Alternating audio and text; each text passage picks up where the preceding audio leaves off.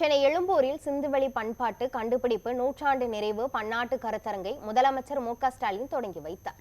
தமிழக அரசின் தொல்லியல் துறை சார்பில் ஏற்பாடு செய்யப்பட்டுள்ள சிந்துவெளி பண்பாட்டு கண்டுபிடிப்பு நூற்றாண்டு நிறைவு பன்னாட்டு கருத்தரங்கு இன்று தொடங்கி வரும் செவ்வாய்க்கிழமை வரை நடைபெற உள்ளது. கருத்தரங்கை தொடங்கி வைத்த முதலமைச்சர் ஸ்டாலின் சிந்துவெளி வரி வடிவங்களும் வெளிநாட்டு குறியீடுகளும் ஒரு வடிவியல் ஆய்வு என்ற நூலையும் வெளியிட்டார்.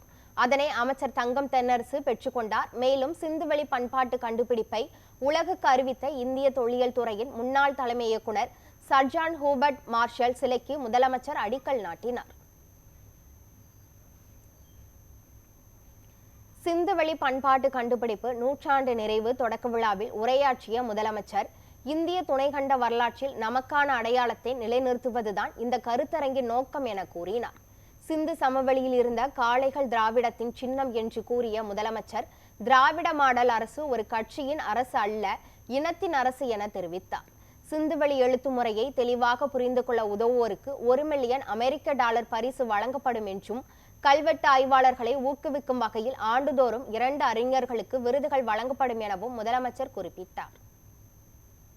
100 ஆண்டுகளை கடந்தும் தீர்க்கப்படாத இந்த சிந்துவெளி புதிர் பற்றி உலகெங்கும் உள்ள தொல்லியல் ஆய்வாளர்கள், பொறியியல் தமிழறிஞர்கள் மற்றும் கணினி வல்லுநர்கள் உட்பட பலரும் இன்றளவும் பெருமுயற்சி செஞ்சுக்கிட்டு இருக்காங்க.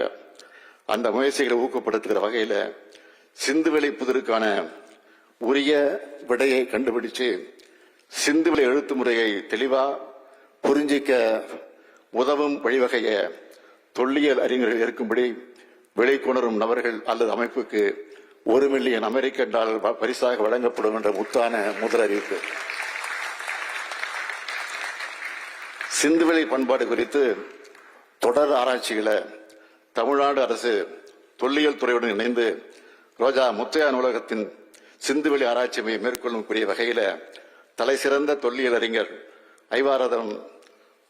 ஐராவதம் மகாதேவன் அவர்கள் பெயர்ல ஒரு ஆய்வறிக்கை அமைக்க $2 கோடி நல்கை வழங்கப்படும் என்பது 2வது அறிவிப்பு.